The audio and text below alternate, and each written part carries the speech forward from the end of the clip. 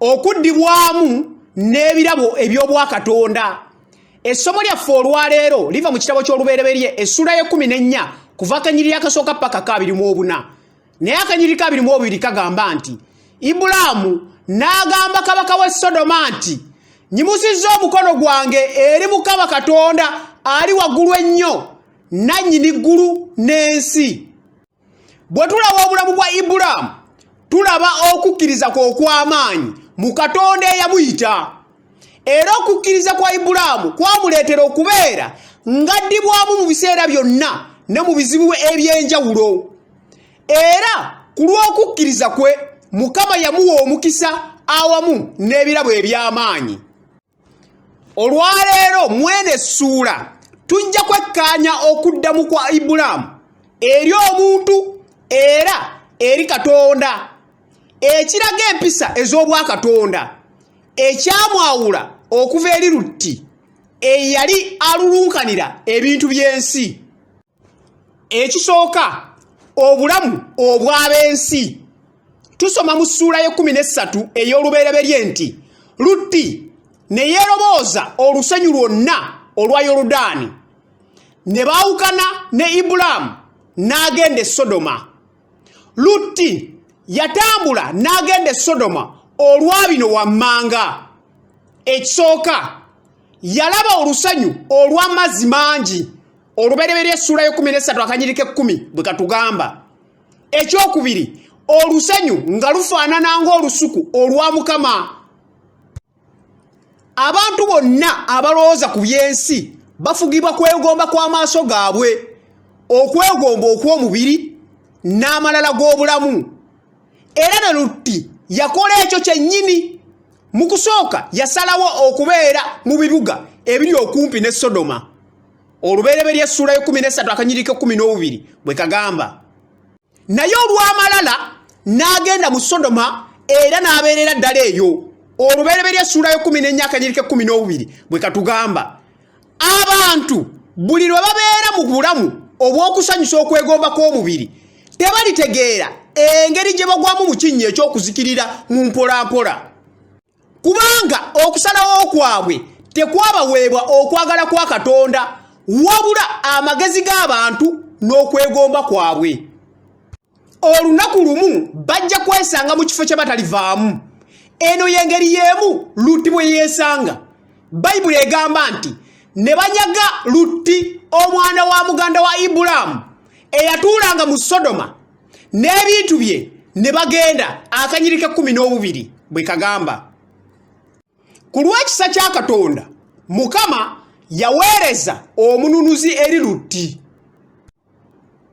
Naawe weesanga okubeera nga Lutti leero, nga ofugibwa okwegomba kw'omubiri n'ofuuka omuddu w'ekibi.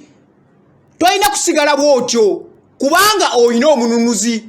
Lukka essula ye-4 akanyiriri ke-18 etujjukiza ffe ng'egamba nti Yesu yajja abanyage okuteebwa. Ekyokubiri, okuddamu kw'abo abatya Katonda.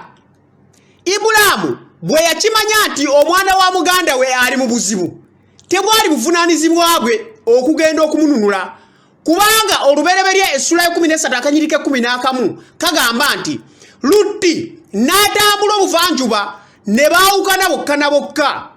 Lwaki Ibulaamu yali tutte obuvunaanyizibwa okwanukula amawulire ag'okuwambibwa kwa Lutti ate nga ye yasalawo okutambulira mu kkubo ery'okuzikirira?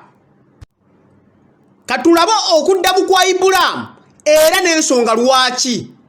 Ekisooka, okufaayo eri abo abaabula. Akanyiriri ke-14 katugamba nti bwe yawulira amawulire nti Lutti yali anyagiddwa era ng'atwaliddwa mu buwambe, Ibulaamu yeetegeka okugenda mu lutabaalo okumununula. Kaakano abaana b'omwoyo, olutabaalo olwaffe ge maviivi. Tetuyinza kutuula wansi ne tulaba bulabi abantu nga bazikirira. Ekyokubiri, okunoonya abo abaabula.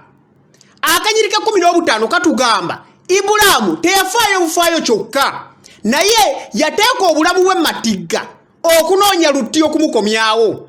Katonda akyatuyita ffe okugenda wabweru mu butale oba okugenda eri abamawanga gonna mu nsi eri abantu bonna abakyali mu busibe wansi w'amaanyi g'ekibi. Ani anaatuukiriza ekyo ekiragiro kya Mukama? Oyo yekka eyasisinkana Katonda nga Ibulaamu.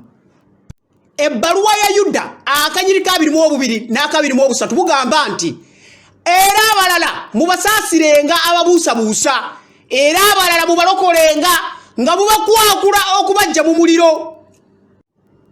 Kuno kwe kuyitibwa kwaffe ffenna abakkiriza.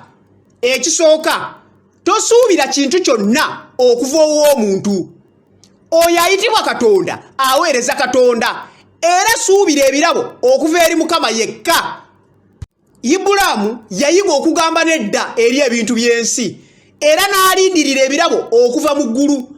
Tubisomako mu lwatu nga Ibulaamu bwe yaddamu kabaka wa Sodoma mu kanyiriri ka 22 n'aka 23.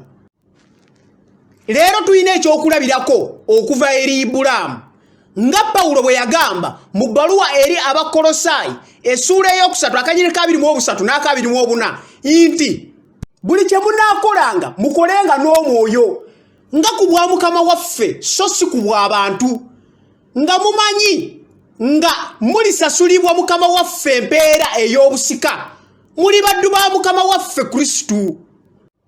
Kino kijja kutufuula ab'enjawulo okuva ku bantu ab'ensi. Ekigambo ky'olunaku ekitabo kya Mikka essuula y'omukaaga akanyiriri k'omunaana kagamba nti akubuulidde gwe omuntu ekirungi bwe kiri, era Mukama akusalira kiki wabula okukola eby'ensonga era okwagala ekisa era okutambula n'obuwombeefu ne Katonda wo. Amiina.